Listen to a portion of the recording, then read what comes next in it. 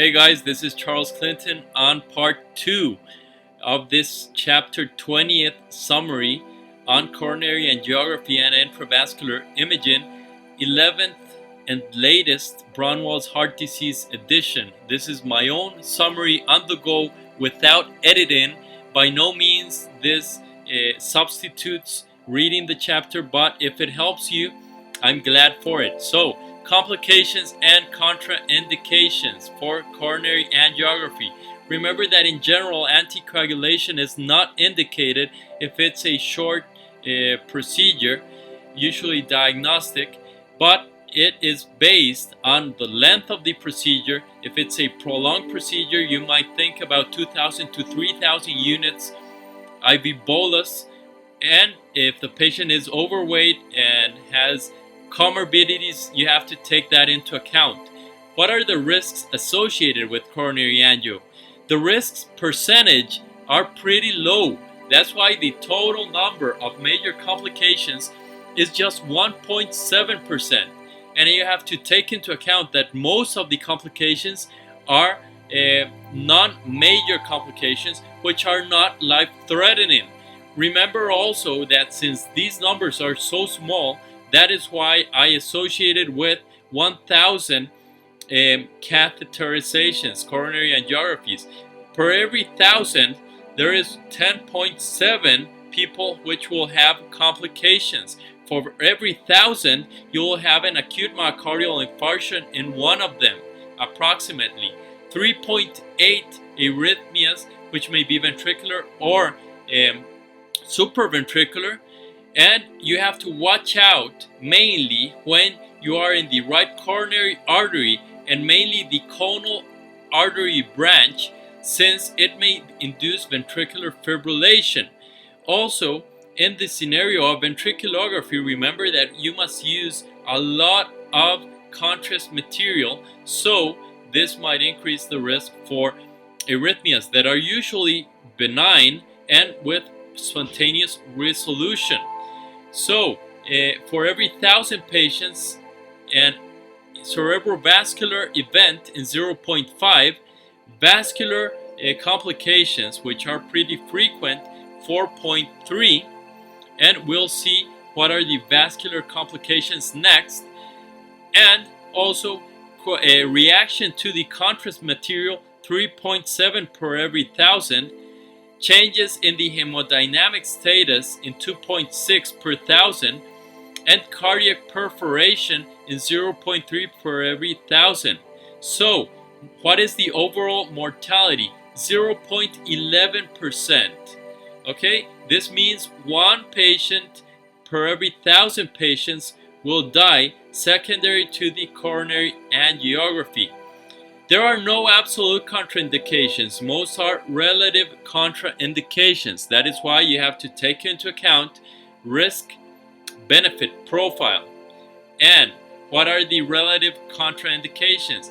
Anaphylactoid reaction, moderate to severe kidney failure, acute heart failure or pulmonary edema, uncontrolled hypertension, active infection. All of these I'm mentioning are in orange. Coagulopathy, and GI bleed. So, in the last line where it says total number of major complications, remember this is for diagnostic coronary catheterization. These numbers are given for it. For PCI or interventions, obviously the catheterization will probably be more prolonged in time and intervene and manipulate those coronary arteries, so the complication rate will be somewhat higher, but in general these are the numbers. So what are one of the main complications are vascular complications. Risk factors for vascular complications are the size of the sheath of the catheter. The larger the sheath, the more complications. The higher the age, the older the patient, more complications. Calcium burden, the more calcium, the more complications. So vascular complications mainly are at the access site, and include hematoma, pseudoaneurysm, aneurysm, and dissection. Iatrogenic coronary dissection or perforation occurs infrequently, but is potentially life-threatening and could require urgent coronary stenting. So you can see in the figure the iatrogenic coronary perforation. On the left, it says is the wire perforation distal of left anterior descending. On the right, there's a perforation of the posterolateral branch after rotational atherectomy. Okay, and the black arrows show contrast media extravasation. We will talk about coronary dissection later. Now, acute kidney injury associated to contrast. In general, the recommendation is that you should always, in all of these patients, risk stratify them with a score which is validated. This is the algorithm proposed by the book. The definition of contrast-induced acute kidney injury is an elevation of 0.5 milligrams per deciliter or 25% increase compared to baseline. It generally develops 24 to 72 hours after administration. What are the risk factors? For each of these, you can give certain amount of points. Then CHF, congestive heart failure, 5 points. Hypertension or the use of an intra-aortic balloon pump, 5 points. Age more than 75 years, 4 points. A GFR, reduced GFR, 4 points. Diabetes, 3 points. Anemia, 3 points. And contrast volume, 1 point per every 100 cc. So with this, you can risk stratify to low risk, less or equal to 5 points, intermediate, 6 to 10 points, and high or very high risk, more than or equal to 10 points. The incidence will be 2% of a lesion in low risk patients, which may go up to 12 to 50% in those high and very high risk patients. For example, based on the grading system, diabetes, and known chronic kidney disease. Monitor creatinine daily, or see a concentration of creatinine and the GFR. Avoid multiple procedures in 48 to 72 hours. What are the main things you have to take care of? Oral and IV hydration, and correct modifiable risk factors. Treat and prevent peri-procedural hypertension, assess or correct anemia, suspend nephrotoxics, and evaluate alternative procedures without contrast material. The lesion mechanism in general. Flow increases in the cortex and decreases in the medulla. Remember that the medulla is particularly vulnerable to ischemic injury. Then that is one mechanism. Another one is the direct nephrotoxic effects of the contrast material, and the type of contrast material. If it's high osmolality and viscosity, significantly increases hypoxemia and tubular stress. So what else should we do in these patients? Peri-procedural hydration with crystalloids 1 to 1.5 ml kilogram hour, 3 to 12 hours before and 12 to 24 after the procedure. Prefer, low, or prefer iso-osmolar contrast or low osmolar contrast. Minimize volume of the contrast. And acetylcysteine 1,200 milligrams 2 times a day, or ascorbic acid 500 milligrams. Those, there is no strong evidence on them. You could do it or not do them and no one will criticize you. Actually, you might get criticized if you use them because there's no strong evidence, but due to the fact that they're pretty innocuous, you could give it a try and give it to the patient, knowing that the main thing you have to take care of is hydration. That does have evidence. And peri-procedural statin treatment, rosuvastatin, the same thing as N-acetylcysteine and ascorbic acid. Risk related to, now we're talking about the radiation. There's 2 types of risks, deterministic and stochastic. Stochastic is not dose dependent. It has to do with neoplasms, for example, and deterministic is dose dependent, result in skin injury, which is the main effect, hair loss, and lens injury. Most common location of this skin injury is skin of the back. Remember that the X-rays tube comes down to up. The image intensifier is superficial, always on top of the patient.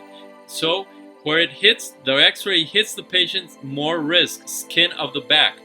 PCI procedures may result in 10 times more radiation than diagnostic procedures. This means, in general, 150 times X-rays, chest X-rays. 150 X-rays is basically what you will receive with a normal PCI procedure. So, measures used to reduce this or to know how much radiation there is the dose area product, the air kerma, and fluoroscopy time. So, with fluoroscopy time, if it's more than 60 minutes, you have to watch out. Ideally, it should be less than 60 minutes. And if fluoroscopic time is more than 60 minutes, you have to look for late radiation effects. Remember always the word ALARA, as low as reasonably achievable. So, if you have more than if you have more than 5 grays, watch for areas of erythema. For those greater than 10 grays, a medical physicist should be consulted to calculate the peak dose in 2 to 4 weeks, and greater than 15 grays regarded as hospital management event. This is a problem probably that has to be checked out and shouldn't be accepted in general. You have to look for measures to decrease this. Okay, now the axis side. In general, radial axis should always be considered first before resorting to the femoral approach, especially for diagnostic coronary angiography. If you have to do a procedure, which we saw it on the other chapter here uploaded in YouTube, if you need to use larger sheaths, or for example in TAVR procedures, you have to use the femoral approach. So all other procedures which do not need a femoral approach, try radial axis for arterial cannulation. Check. You have to always check the irrigation of the hand using the modified Allen test or the Barbeau test. Both of them use the same method, just that there's a small difference. Barbeau method uses oximetry on the finger of the hand being tested and has reproducibility and also shown a better accuracy than the Allen test. Remember that this is while clenching the fist till the fist turns white. The ulnar, you'll have to check out if the hand is only being irrigated by one artery or by both arteries. This will tell you if there is or is not a contraindication to undergo puncture in this site. So, if the radial artery is supporting the entire circulation of the hand, it should not be punctured. Let's see. But if this is altered with the Allen test, you could do a second step, which is the Barbeau method. And if the Barbeau method actually does show there is irrigation to the hand, you can bypass this initial Allen test alteration. And the ideal puncture site in radial is 1 to 2 centimeters proximal to radial stylar process. The brachial axis was used before, but is very uncommon nowadays. But unlike radial axis, avoids the small caliber arteries in the forearm, and therefore may be required in the event of radial axis not being available or fails. Okay, now going on to the basic technique was reviewed in the previous chapters here, and now we're going to talk about catheters for diagnostic procedures and part 3 comes next.